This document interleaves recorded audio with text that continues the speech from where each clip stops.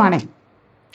இஸ்ரவேல் ஜனங்களை பார்வோன் அடிமைத்தனமாக வைத்திருந்தார்.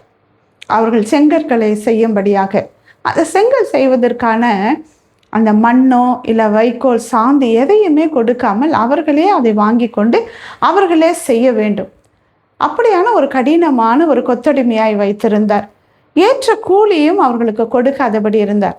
அந்த ஜனங்கள் அவர்கள் படுகிற வேதனை, கண்ணீர் எல்லாவற்றையும் ஆண்டவர் பார்த்து மோசே என்பவரை அனுப்பி அவர்களை அந்த அடிமைத்தனத்திலிருந்து விடுதலையாக்கினார்.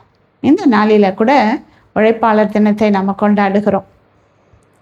1886 12 மணி நேரமாக இருந்த வேலையை 8 மணி நேரமாக குறைக்க வேண்டும் என்று சொல்லி போராடின ஒரு போராட்டத்தினுடைய அடையாளம் தான் இந்த தொழிலாளர் தினம். தொழிலாளர்களுடைய உரிமை, அவருடைய உழைப்புக்கான ஒரு நாள் தான் இந்த நாள். இதில் நிறைய வீரர்கள், நிறைய பேர் போராடி அவர்கள் மரித்து போனார்கள். அவர்களுடைய அந்த தியாகத்தை நினைவு கூறுகிறதான ஒரு நாள். இந்தியாவில் 1923 மே 1 கிசான் கட்சியினர் இதை கொண்டாடும்படியாக இதை மே 1 கொண்டாடினார்கள்.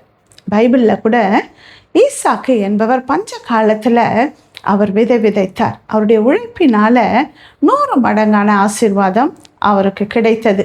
தன் தகப்பனார் தோண்டின துறவுகள் எல்லாம் தூர்ந்து போனது.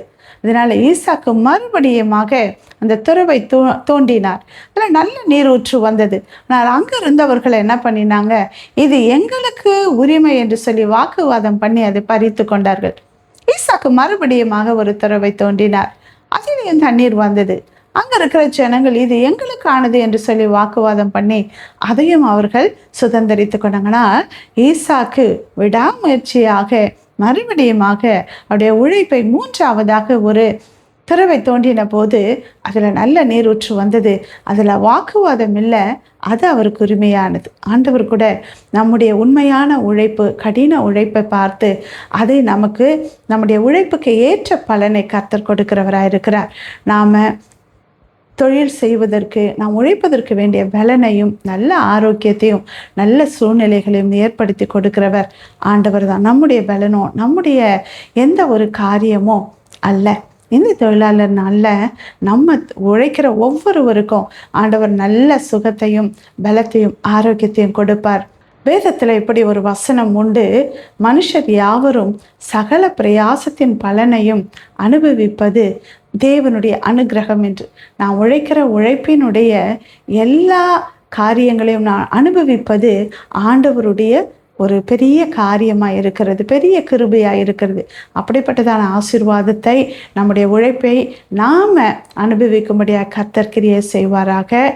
தொழிலாளர் தின நல்வாழ்த்துக்கள். Have a nice day. Jesus loves you.